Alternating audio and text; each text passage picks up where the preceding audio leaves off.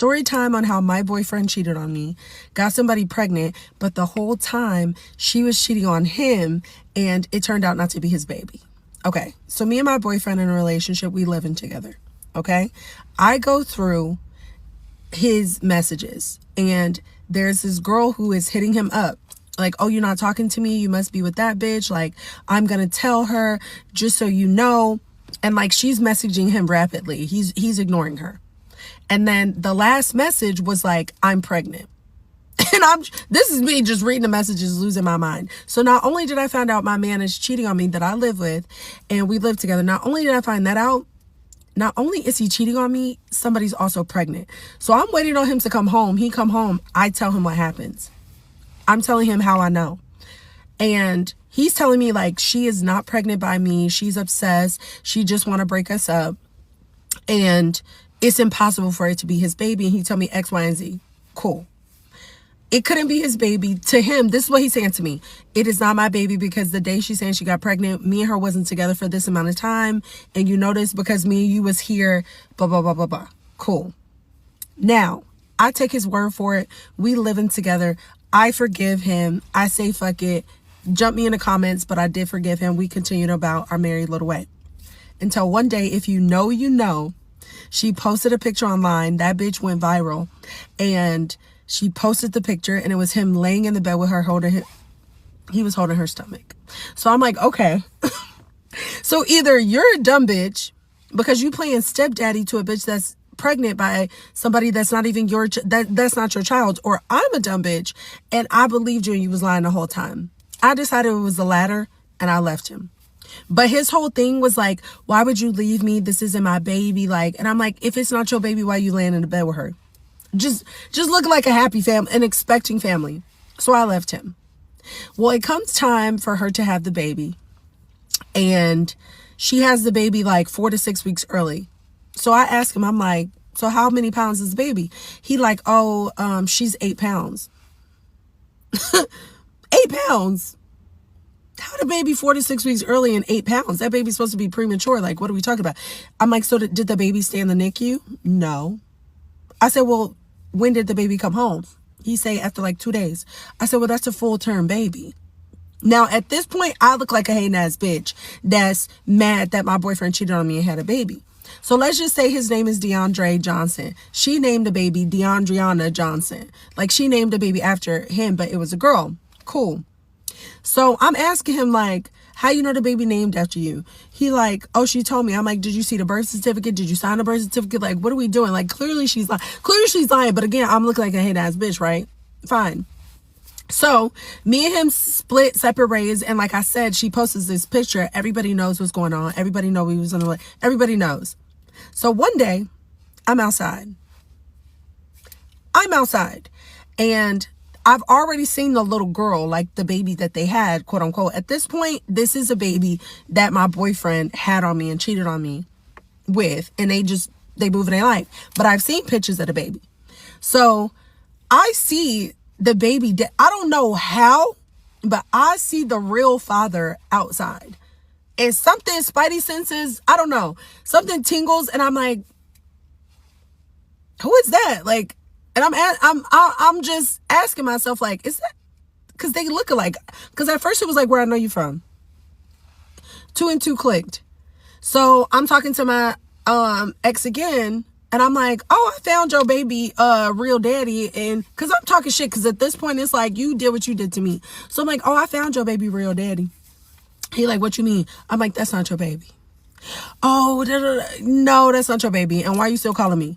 So turns out that the person that I saw was the real baby daddy, and he found out. He found out that A, the baby's not really named after him. B, she was lying the whole time. C, the baby's alive and well. The baby knows her real father. And he still don't know if the baby has his last name or not because he never seen a birth certificate. So that's the story time about how I got played, but he got played too. So yeah, there y'all go.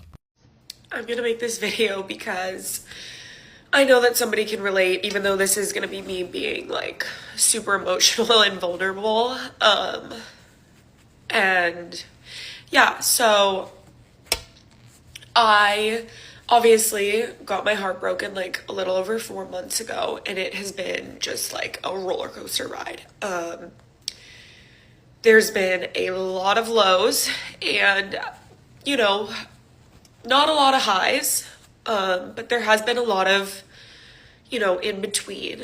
That being said, I posted a video, or like a couple videos from a few weeks ago, being like, I made it to the light at the end of the tunnel and it's so worth it. Things get so much better.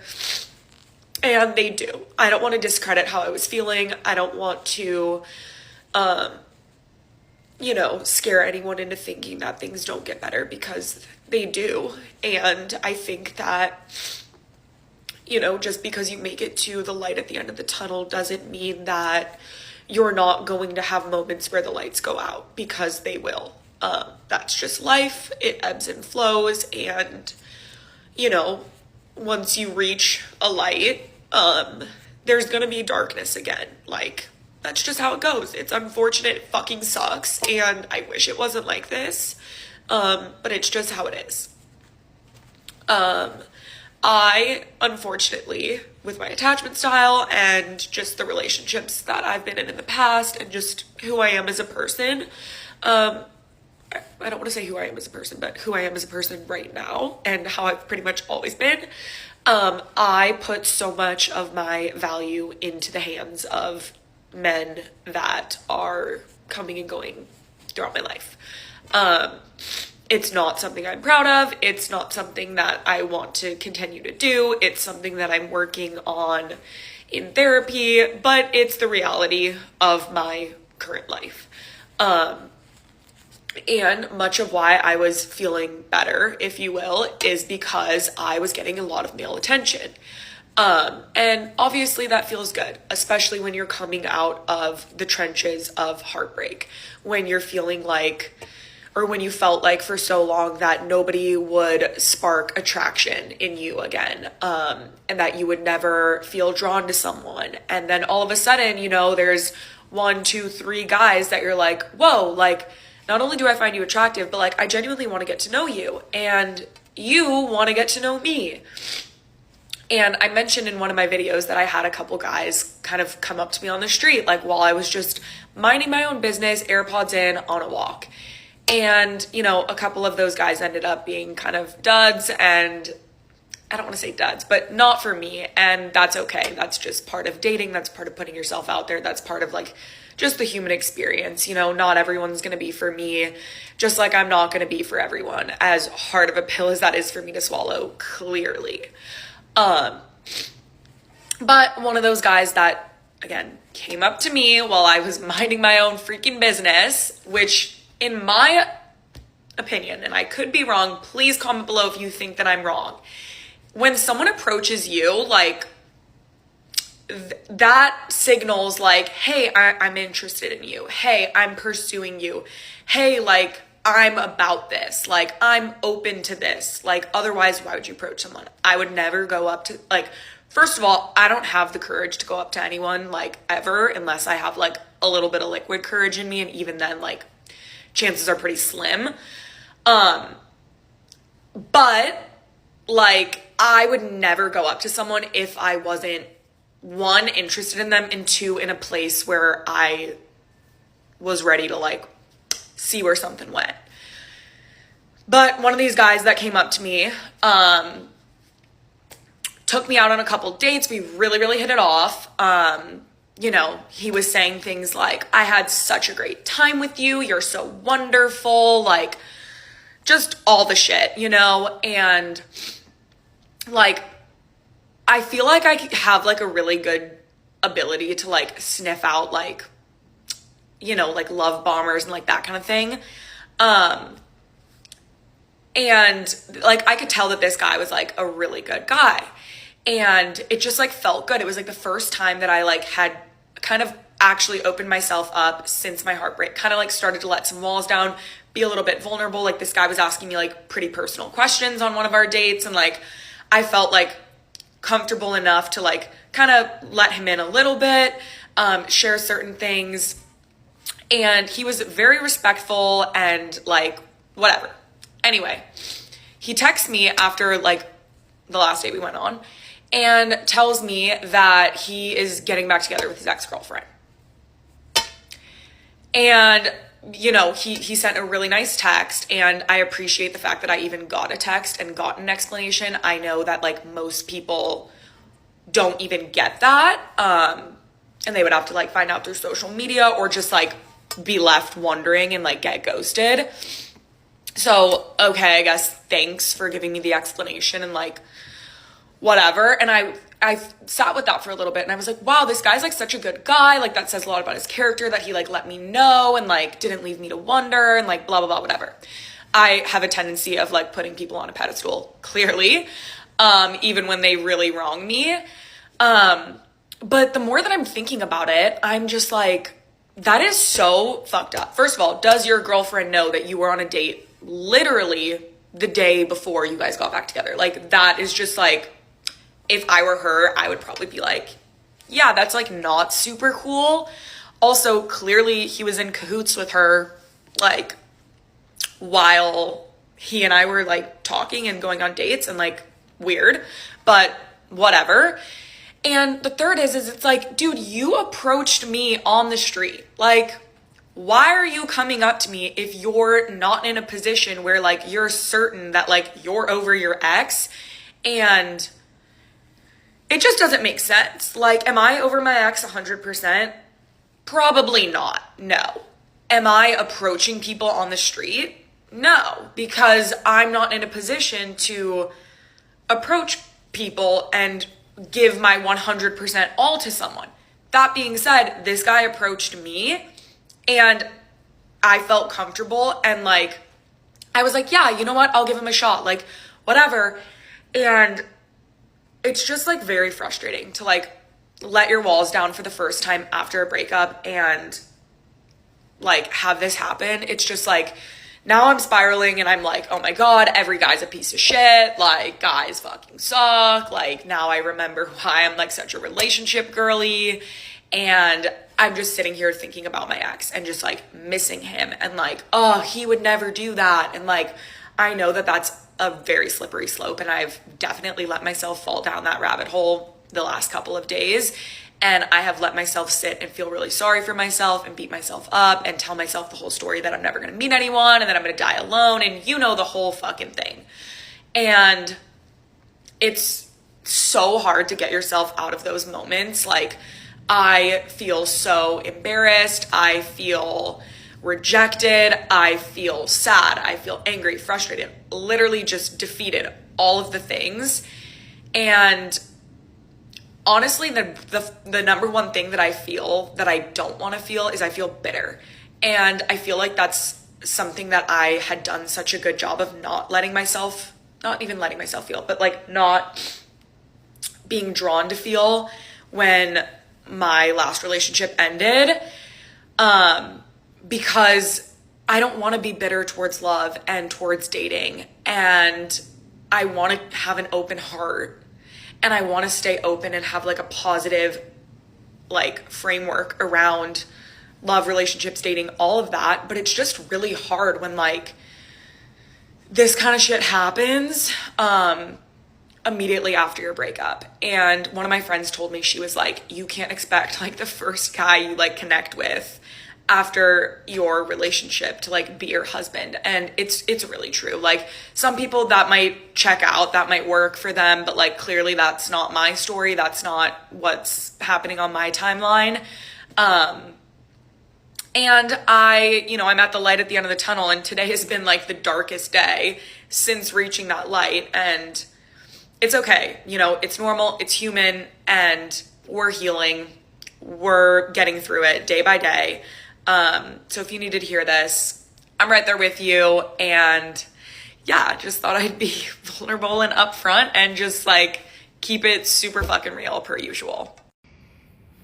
Good morning. I have had the craziest night. I wanted to come on here and just be super real about what's going on, because I know so many people, every time I make any of these videos, can relate, and we're really all in this together, and what helps me is hearing about other people's experiences.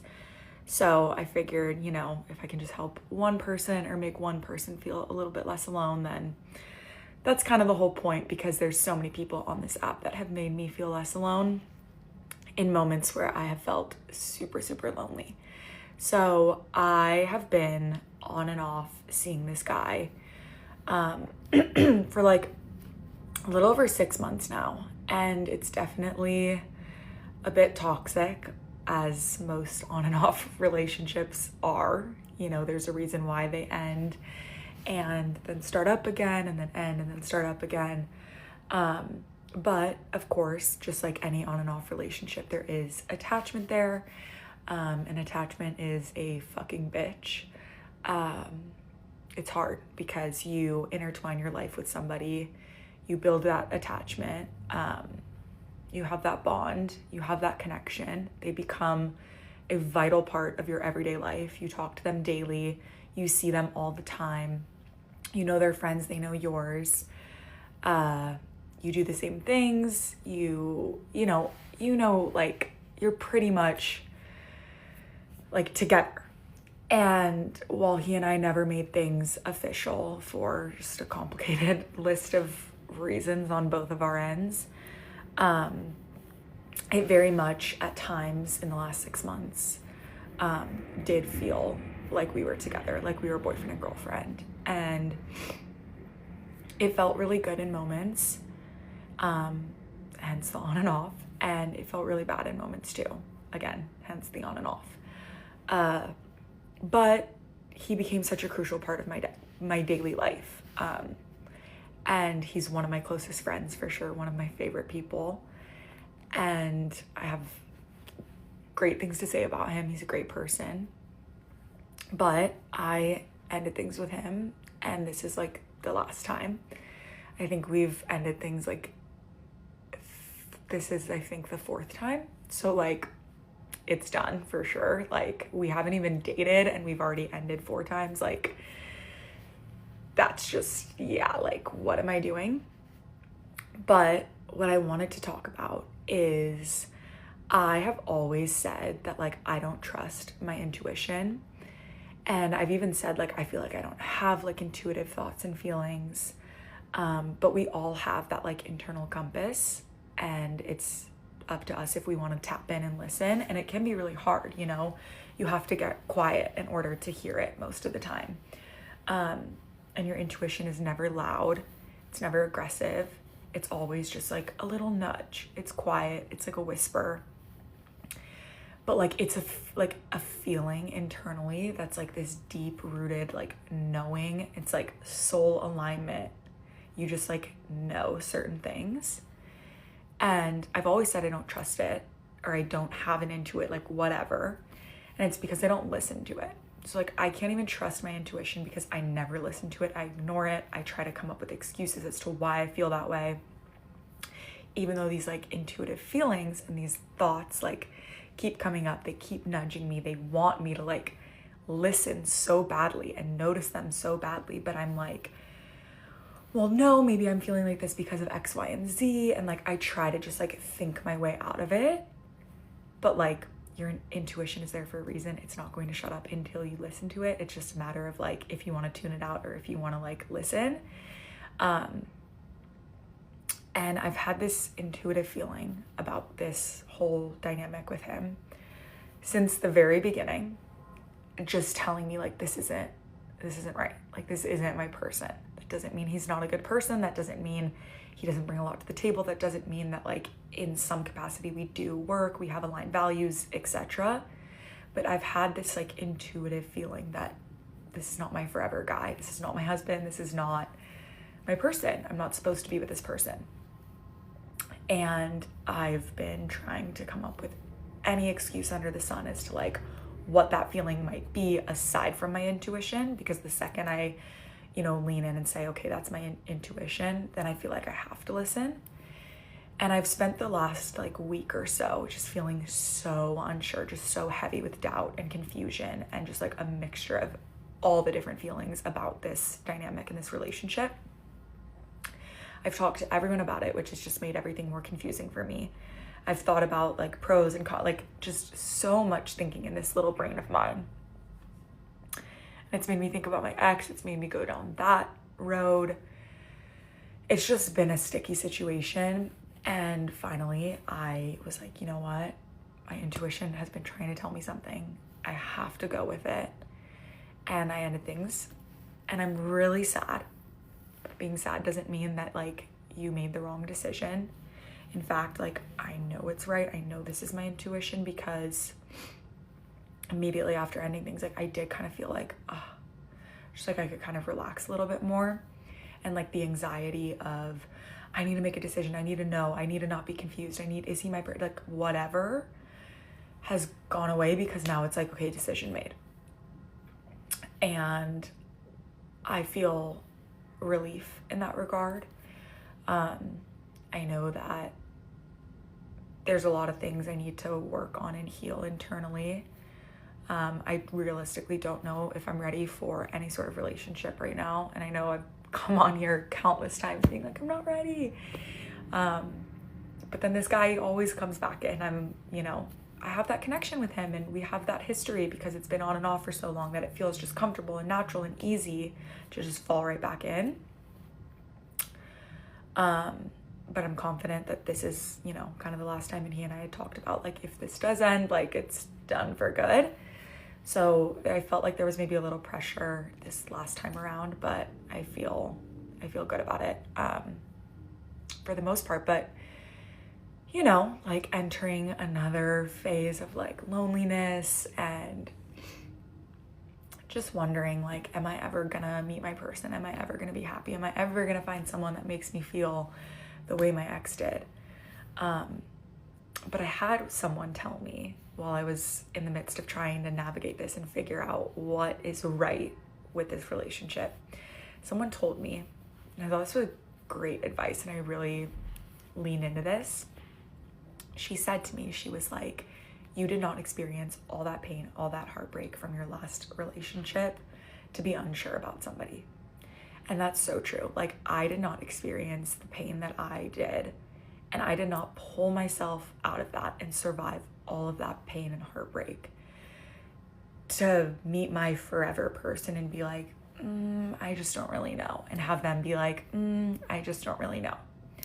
Like, I went through that pain. I went through that heartbreak for reasons for myself, of course. But when I meet my forever person, it's going to be so aligned. So yeah, it's just like not a great feeling, but day by day.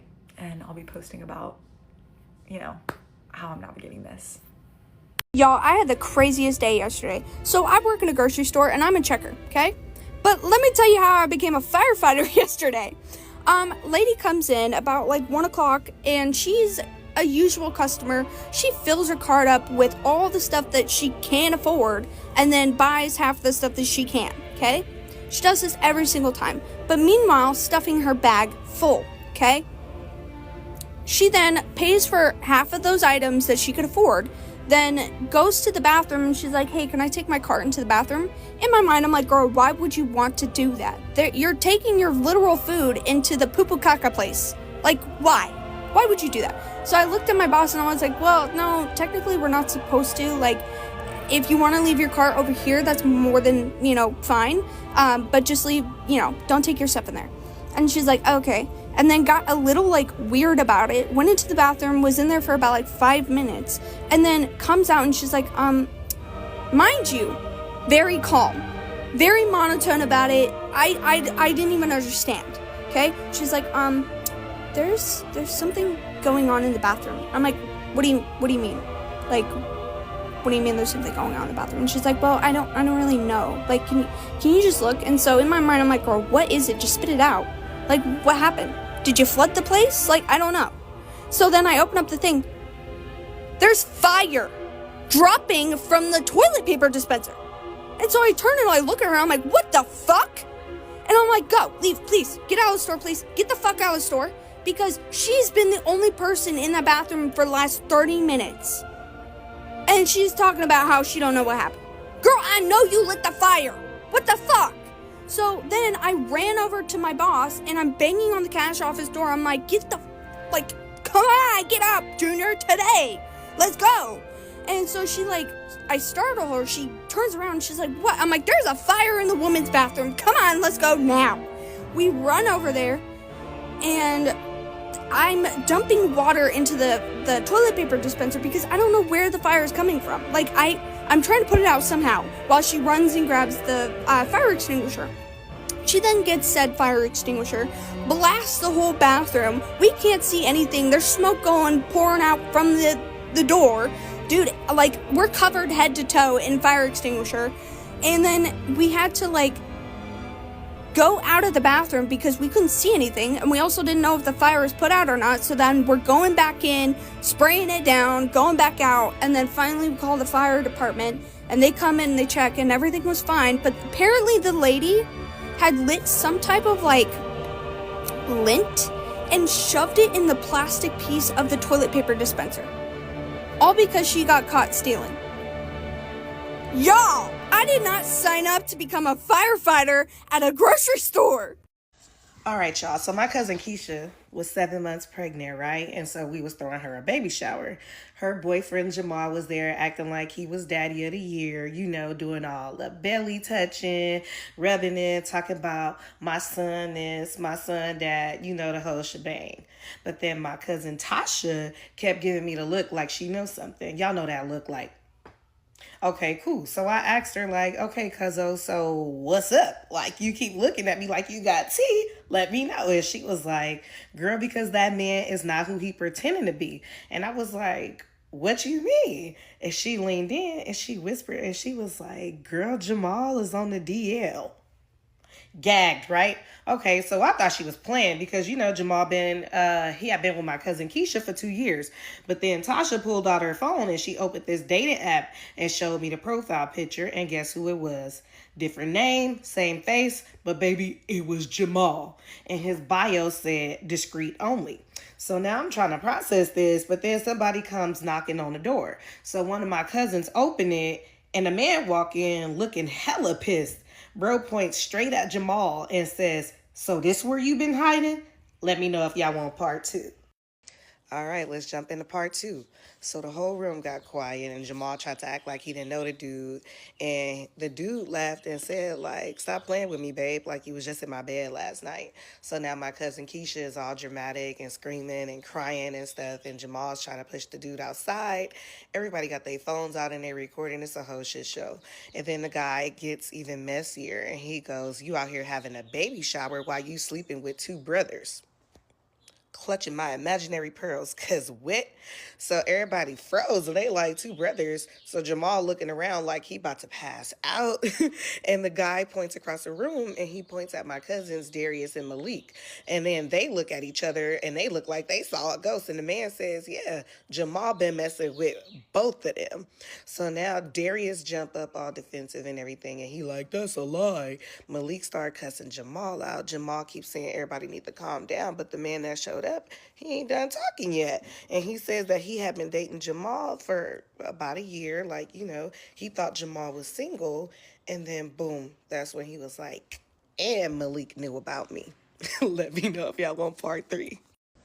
All right, so before I give y'all part 3, make sure you are following, you commenting, you sharing, all of that, because baby, you don't want to miss the tea. All right, so since y'all want to know what Malik and Darius said about introducing him to Jamal, let me tell you what happened next, because this is where it got even messier. So Darius and Malik is arguing in the middle of the baby shower, people trying to break it up and everything, Keisha crying, Jamal standing there looking stupid, like he's stressed. And then y'all know the guy that showed up, the one that exposed everything, he pulled out his phone and he said something that made the whole room go quiet once again. He was like, pause. And he was like, because baby, I got proof. And then he starts scrolling through his phone and he starts to show screenshots. It was messages from Jamal, pictures he has sent him. And no, baby, I am not going to repeat what them pictures are because this is TikTok. Y'all not about to get me kicked off. And when I say the whole room got gagged, it was awkward. It was awkward because these pictures Yeah, had us questioning what Jamal had been doing it. So Keisha started crying harder. Her mama started yelling. Darius pacing back and forth, all nervous and stuff. And then the guy said something else that made everybody step back. And he was like, I'm sorry, there's a car coming. And before anybody trying to fight me, y'all might want to go get tested. And then he looked straight at Jamal and was like, oh, you didn't tell him about the clinic visit last month, boo-boo? Part 4 dropping soon.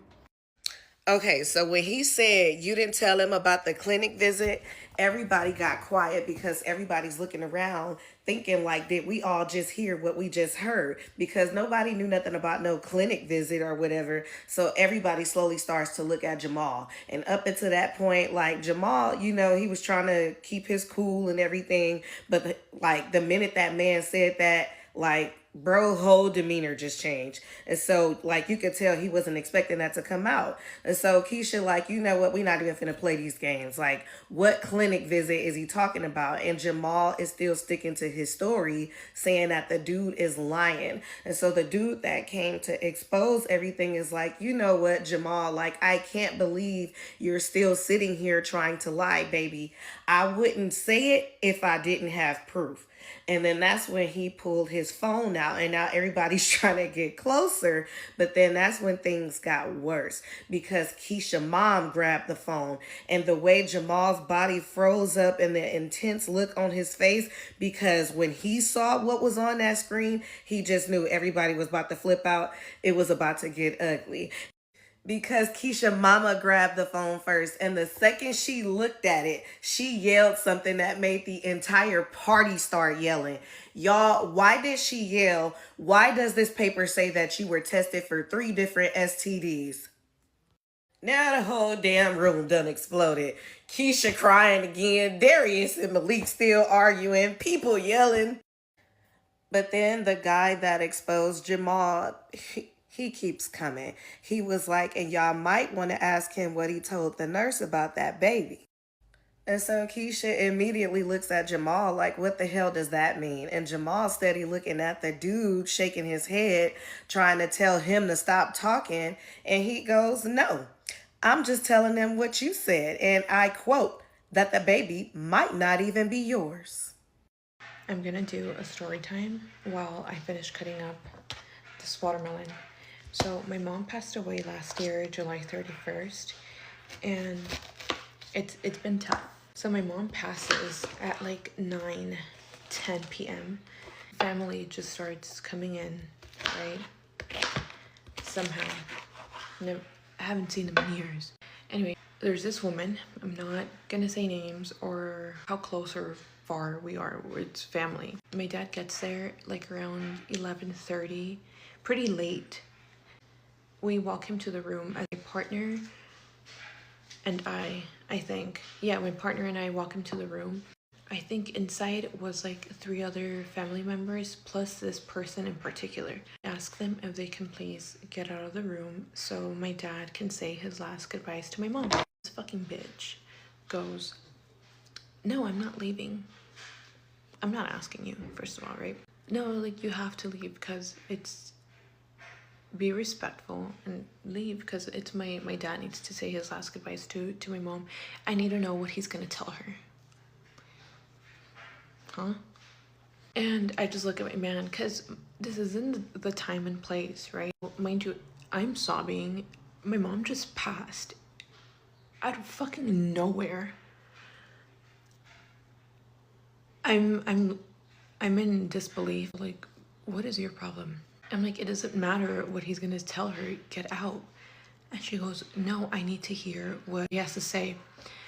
As all of this is happening, my dad is already next to my mom, like on her shoulder, crying, obviously, because my mother just passed. So duh, he's gonna be crying. Everyone is crying. He goes, why is he asking for forgiveness? I'm like, can you get the fuck out or I'm really gonna drag you out?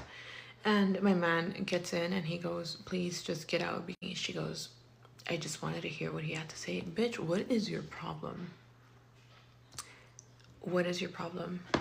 And I thought that was so insane because like we've heard so many stories about this woman And I think that it's so crazy. My hands are clean, by the way, and I'm the one that's gonna eat this, but I don't know. If you have people like that in your life, don't be scared to stand up. Fuck those people. My mom's deathbed, that's insane. Hi, my name's Kat. Welcome to my first episode of My Mom is My Biggest Op. This is where I tell you all the things that I went through as a form of self-healing. I'm sorry for laughing. I have to laugh, otherwise I'll cry. I know my mom's on here. She probably been waiting for this. Hey, Mom. When I was in elementary school, I had a chores list, but it wasn't like take out the trash or feed the dog. It was pages upon pages of chores that were separated out by daily tasks, weekly tasks, monthly tasks, bi-monthly tasks, annually tasks, semi-annually tasks. I also had to do laundry for 6 people. I was in elementary school. I was never allowed out very often, and if I was, I had to be back about roughly every 45 minutes or so I could do the laundry. From the moment that I started school, I did not excel. I was really bad at reading, really bad at math, really any retention at all I was not good at. As an adult, I have recently gathered all of my student records to see that they have had multiple attempts trying to contact my parents in regards to my education in areas where I was not excelling. My mother always told me that I was lazy. So anytime I brought home a bad report card, I was grounded until the next report card. I found out within these last 2 years that I have ADHD and I also have autism. When I was grounded in elementary school for my bad grades, my parents would go around calling me slave girl. I already did everything for them, but I had to do a lot more and respond to slave girl. When I got grounded for grades one year, I really picked up reading. Turns out I really liked reading. My mom said I wasn't allowed to read anymore. When I was in elementary school, my mom told me that she was teaching me how to shave my legs by forcing me to shave her legs outside on a lawn chair in front of the whole neighborhood. My mom would also do this really fun thing. When I was upstairs in my room, she would call me downstairs when she was sitting on the couch to reach over to grab the remote that was on the mantle. I always had to be at my mother's beck and call. I had to get her drinks all the time. She would get very upset if I didn't put ice in them. That doesn't sound like a really big deal. I also had to put her shoes on her and tie them. I also had to put her socks on her. As a mixed kid, I have very dark hair on my legs. And when I wanted to shave my legs and my mom found out, she called me a whore. I was getting made fun of at school because of how dark my hair was in comparison to how pale my skin is. Even as I got older, I was not allowed out very often. Once I got my driver's license, I tried to be out as much as possible, but then my mom would text me within an hour or two to tell me that she was hungry and I would have to go get her food, and I would bring it back to the house and she would guilt trip me to stay home. My mom never told me I was pretty. Even as I got older and I would get my hair done and I would come home and I would say, "Do you like my hair?" She would say, "Well, do you like it?" I'm asking if you like it. When I was in high school, I had a boyfriend who severely traumatized me. He was a few years older than me, and when he graduated, after we had already been broken up for a while, she bought him an Alienware laptop. At that time, those were really good gaming laptops. You want to know what I got? A Bluetooth speaker. My cat was sick one time, and I was trying to get my mom to help me take her to the vet. I was really worried about her. I annoyed her, apparently, so she slapped me. There is a lot more, but this video is getting really long. That was fun. Until next time. Hi, my name is Kat, and this is my second episode of My Mom is My Biggest Op. It's where I tell you some of the crazy things that I went through as a form of self-healing. Hey Mom, hope you're having a good Sunday. Where I had previously left off, I talked about my mother slapping me because I pestered her about taking my cat to the vet who was very sick. For days after that situation, my mom never apologized, but just said things along the regard of, "You know why I did that, right?" I used to do pageants as a kid. I don't really remember too much of them. I do have some pictures and a few little memories of me singing for my talents. With that being said, I asked my mom one day when I got older why I stopped doing pageants, and she said it was because I turned into a spoiled brat. My mom liked to have control, so she did a very good job at sheltering us as a family unit. We did not have a lot of friends. We only really saw her immediate side of her family after they came back into our lives, even though her parents did not like my father because of his skin color. I did touch on this briefly in a prior video, but my mom did not know how to take care of my hair as a mixed child. With that being said, instead of doing research trying to help me manage my hair, because I was brushing my hair to where it would foof out like an afro. Of course, I didn't like that. She put me outside in a chair and would chemically straighten my hair. When I was in elementary school, there was a bus stop outside of my house to get me to school. I went out there one day, and of course, prior to me knowing that I have autism, I went out there like I usually do, and a kid came up to me and told me to close my eyes and open up my hands, which I proceeded to do, and he put a mouse in my hands. I obviously opened my eyes and freaked out. The mouse bit me, and the entire day at school, I was called Rabies Girl. Anyways, I went home after that and told my mom what happened, and she proceeded to put me in the car and yell at me the whole entire way to the hospital because I was an inconvenience. And then when we got to the hospital, finally, once the doctor came in, she put on a nice face, and it was no more mean mom. For whatever reason, my mother would always buy pets. I always had a lot of pets.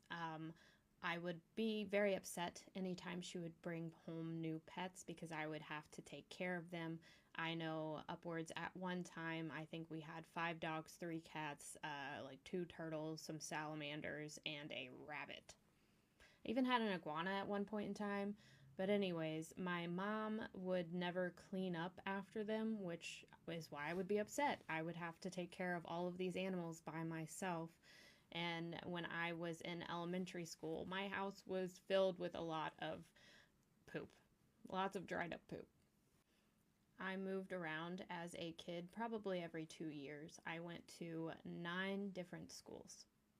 If you're wondering, yep, did not have a lot of friends. I have autism, for one, that I did not know about, and for 2, when you move every 2 years, that makes you socially inept during your prime years. My mom was very consumed with herself. I can honestly tell you that she probably doesn't know a thing about me, even growing up. Not what my favorite food was, not my favorite color, not who I am as a person or anything. I learned at a very early age that I could not tell my mom anything because she would go around and talk badly about me to everyone else and everything that I did growing up. So even kid mistakes could not make because my entire her entire family would know and would make fun of me and call me names. I definitely made some mistakes as a kid. I am not 100% innocent, but I do think that I am a product of my environment and maybe wouldn't have done some of the things that I did if I was being loved properly at home. For example, I remember when I had a MySpace. With that being said, you had a little section of forums. I had just moved to a new school and was trying to fit in. I maybe said some choice words on the internet, probably that no one would approve of. I digress. I made a mistake. I got grounded for such mistake, and my mother told her family, and they went around calling me MySpace girl. So really couldn't live anything down in my house. This one's getting long, so I'm gonna go film a part 3 now. It just really hurts when people online say that I'm a gold digger because I dated one rich guy, so I'm just gonna go cry about it in the car that I paid for myself with the money I made online. It's just so hard. When am I gonna find the next man to pay for my lifestyle? Hi, my name is Kat, and this is my 3rd episode of My Mom is My Biggest Op. If you are new here, this is where I tell you all the things that I have gone through as a form of self-healing. My mom always used to tell me that I was the reason that she was going to drive off of a cliff. She would always compare me to my sister, whom she did not like as well, due to my sister not being her actual daughter. My mom took in my dad's previous marriage's kids when their lives weren't doing so great. Unfortunately for them, their lives did not get any better, but they were much older than me, so they did not spend as much time with her. When I was involved in sports, my mom never came to any of my sporting events. I did some school events where I was in choir. I really did love to sing. I still do love to sing. But she never told me good job. My dad was always the one who would bring me flowers and balloons during my shows. My mom always had this look of inconvenience on her face whenever we had to do anything that wasn't about her. I was very sheltered as a child. I wasn't really allowed to go out and have friends. And it got so bad as I got older that I would start making excuses to people who would try to befriend me because I did not want to have to get into my family issues. My mom was always rude to workers, so servers or anything. I don't know if she looked at them as beneath her, but she was never kind to them, to where as I got older, I started mouthing "I'm sorry" whenever they would encounter my mom. Whenever we were at restaurants and we would ask her if she liked her food, she would just be like, "It's okay." Which honestly is kind of funny, because whenever I would go out of my way to try to attempt to make food, she would do the same thing. She could never tell me that something was good. I think it was because she just saw everyone as lesser than her. So she wanted to make sure we knew we were in our places. I didn't really know how to explain emotional abuse as a child, but what I remember vividly is whenever I was able to go to a friend's house, I would always beg their parents to adopt me. It was hard seeing all the kids and their families having, fun and enjoying each other, and knowing that my dynamic is not like that. My dynamic was yelling. There was always yelling in my house, either mostly yelling at me or someone else in my family, mostly my dad. My mom would belittle my dad very often. Car rides, absolutely the worst. Could not get away. My mom was truly very demeaning to everyone. Maybe not my brother. He was the golden child. I love him. He's the best. He did not choose the life that he lived, and unfortunately is not well from this situation either. So when we first moved to another state when I was a child, my oldest brother was moved out at that time, and my sister did not come with. She was pregnant at the time, and 18, and we left her. Her and I both shared a lot of cleaning responsibilities together. We would be locked in our laundry room together doing laundry for 6 people. It was a lot. All right, this is getting long, so I am going to go over and make a part 4. Sad. You're not wrong, fam. Let me uplift you with a funny story, at least. If you are new here, I am going through a series called My Mom is My Biggest Op. It's where I tell you guys all the things that I went through as a form of self-healing. This is honestly a situation that lives rent-free in my head, and for some context, my mom is not a good person. She is not nice, she is very mean, and no one likes her. With that being said, where I left off, I was moving to another state. So we packed up all of our things. My mom actually hired a mover to move us across state, which makes sense. That was a long-ass drive, by the way. That was like a 12-hour drive, just straight through, and we had stops. Anyways, we get to our new house, and the movers start dropping off all the boxes. They finish up, they come in, they said, "All right, we're good. We only have one last box." They proceeded to come in with so said tiny box. My dad does a thing, "Thanks, man, appreciate it," and they leave. My parents open the box, and I kid you not, what was in the box? Human feces. I think it's safe to say that they did not like my mother either. Human feces in a box, honestly, is diabolical. But that lives rent-free in my head to this day. Ladies, this is your reminder, you don't need a man to have a good time on Valentine's Day, okay? Get your girls. Oh no, I have a man. Sorry, the camera's shaky. I'm currently on my recumbent bike exercising.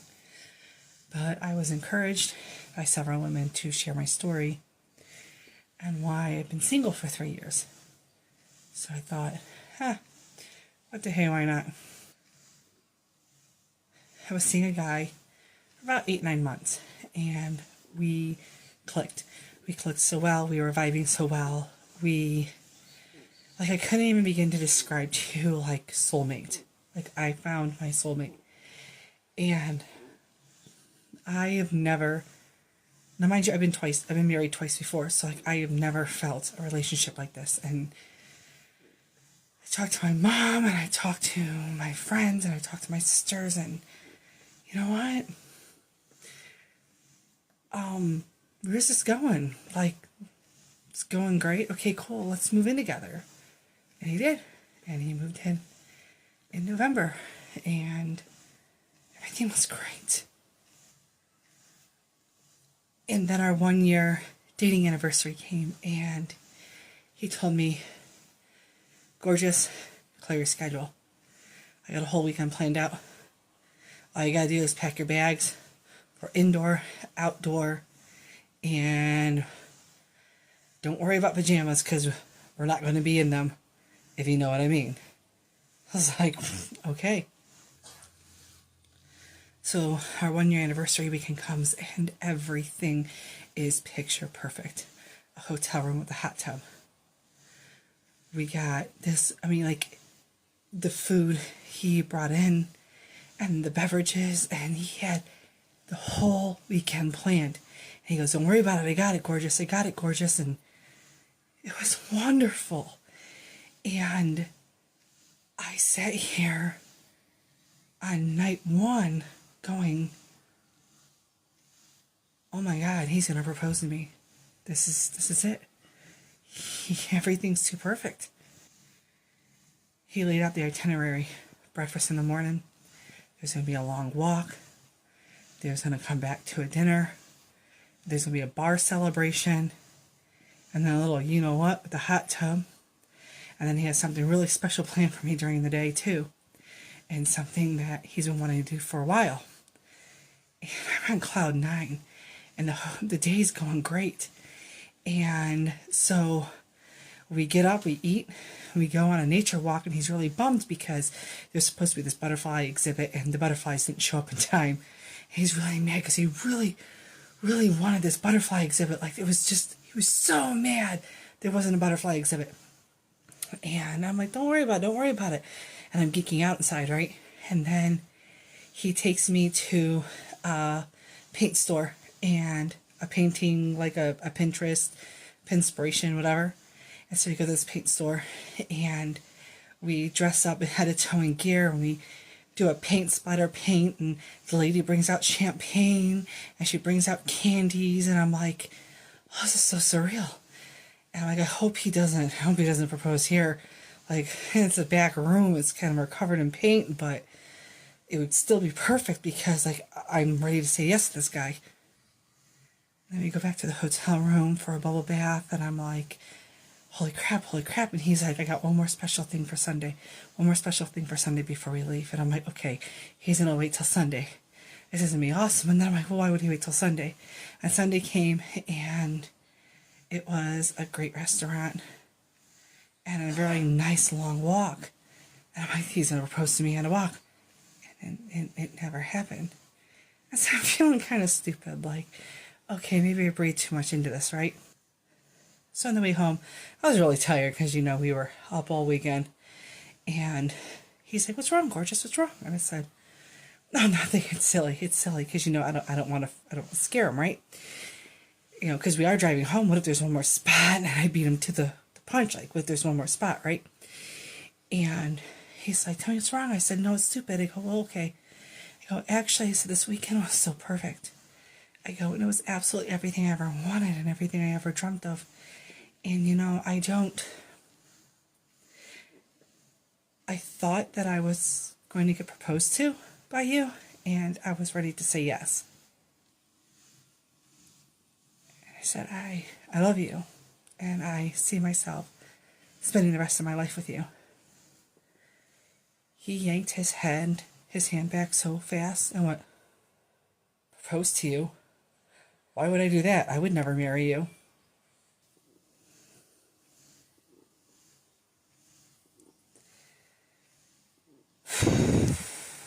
Yeah. So I got my ducks in a row. And within 4 months, I kicked him out of my house. That's why I'm single. And the messed up thing is, I'm still willing to try again. And do you know he spent the next 4 months, as I was stepping away from him, ridiculing me because I changed, and he's done nothing wrong for me to change, and that he doesn't understand my attitude, and he doesn't understand why I don't love him enough. And he feels me pulling back, and he feels that I don't love him and that I'm just using him. That's why I'm single.